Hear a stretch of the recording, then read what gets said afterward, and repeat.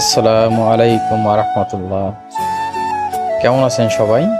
আজকে 30শে সেপ্টেম্বর ঘুরতে বের হয়েছিলাম। একটু চিন্তা করলাম কোথায় যাওয়া যায় ঘুরতে। তো আমাদের এইখানে একটা জায়গা আছে, নাম হয়েছে দুর্গাসাগর, একটা দিঘি। ওইখানে আমরা ঘুরতে গেছিলাম। তো যাওয়ার ক্ষেত্রে আমাদের কোনো বেগ পাইতে হয় নাই, আমাদের নিজেদের হোন্ডা ছিল।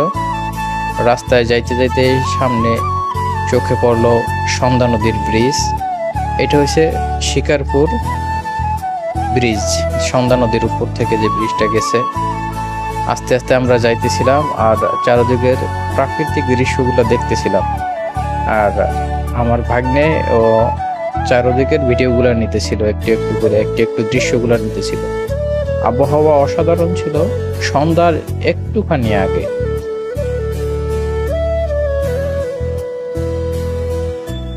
যাই হোক, আস্তে আস্তে আমরা আমাদের গন্তব্য পথ যেই জায়গায়, ওই জায়গায় যাওয়ার জন্য আমরা রেডি ছিলাম। তো এই জায়গাটা যাওয়ার জন্য আমাদের প্রথমে টিকিট কাটতে হয়।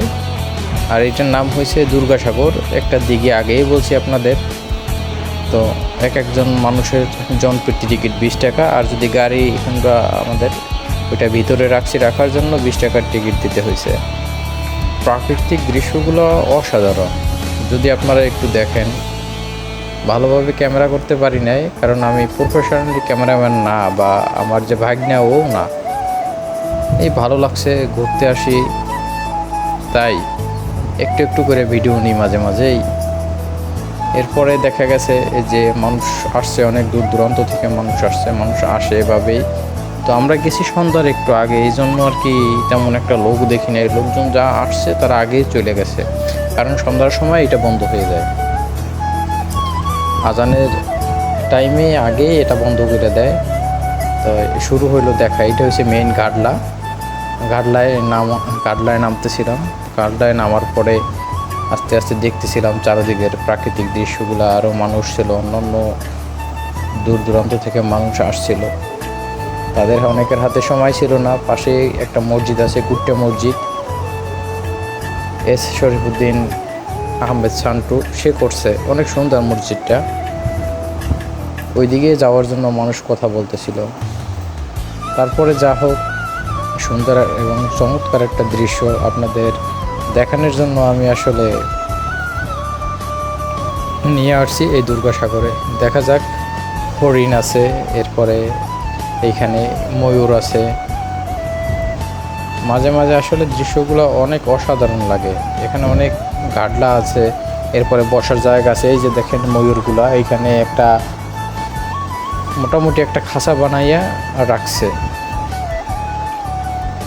যাই হোক, সামনে আস্তে আস্তে এগিয়ে যাইতেছিলাম আর দেখতেছিলাম যে একটা বিল্ডিং করছে। অনেক সুন্দর সুন্দর বিল্ডিংগুলোও যে তারা করছে, সেগুলো দর্শনার্থীদের জন্য বসার জন্য অনেকগুলো বেঞ্চ করছে। এরপর রাস্তাগুলোও, পায়ে হাঁটা রাস্তাগুলোও সুন্দর। এখানে মঞ্চ আছে এবং ছোট্ট একটা পার্ক আছে, যেখানে ছেলেমেয়েরা খেলাধুলা করে, এবং একটা ঝোলার মতো জায়গা আছে। যদি আপনারা দেখেন তাহলে বিশ্বাস করবেন যে একটা পার্কের মতো নেই। সব মিলাইয়া বেশ ভালোই লাগলো। যাই হোক, তারপরও সামনে এগিয়ে যাইতেছিলাম। দেখতে দেখতে অনেক কিছুই চোখে পড়লো। মাঝে মাঝে কিছু দৃশ্য আছে যেগুলো আসলে দেওয়ার মতো না, ওইগুলো কাট করে দিতে হয়েছে। আর এই ভিডিওটা এডিট করছে আমার ভাগ্না।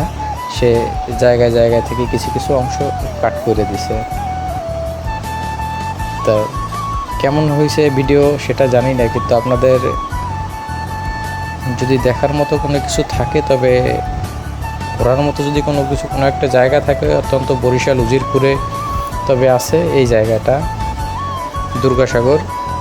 এখানে আসতে পারেন, একটু হইলেও প্রশান্তি মিলবে আপনার।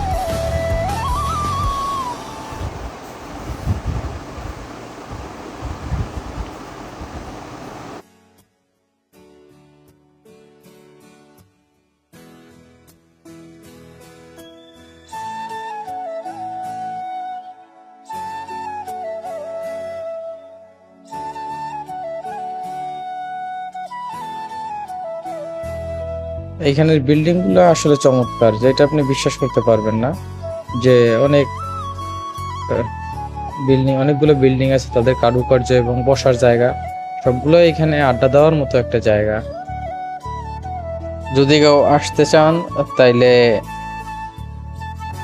চলে আসেন ঘুরতে, প্রাকৃতিক দৃশ্য দেখার জন্য, মনকে আনন্দ দেওয়ার জন্য, চোখের প্রশান্তি নেওয়ার জন্য। এরপরে আমাদের কিছুক্ষণ পরেই হয়তোবা শুরু হইবে বাড়ি আসার পালা। তাই এই লাস্টে এই একটা বিল্ডিং আছে এপারে, এটার দৃশ্য অনেক সুন্দর। এগুলো সাধারণত গভর্নমেন্ট পর্যায়ে করা হয়েছে, তো এই জন্য আর কি। তো আমরা অনেকক্ষণ ঘোরাফেরার পরও অল্প একটু সময় ভিডিও করতে পারছি আর আপনাদেরকে দিচ্ছি, কিন্তু এই জায়গাটা অনেক বড়। দিঘির চারপাশে যদি হাইটাও আসতে হয় তাহলে কমসে কম আধা ঘন্টা সময় লাগে। তাই আমরা চলে আসছিলাম, সন্ধ্যার দিকে ফিরছিলাম বাড়িতে। অবশ্যই আপনারা সবাই দেখবেন, লাইক কমেন্টস করবেন, সাবস্ক্রাইব করে রাখবেন চ্যানেলটি। আর সবাই ভালো থাকবেন। আসসালামু আলাইকুম।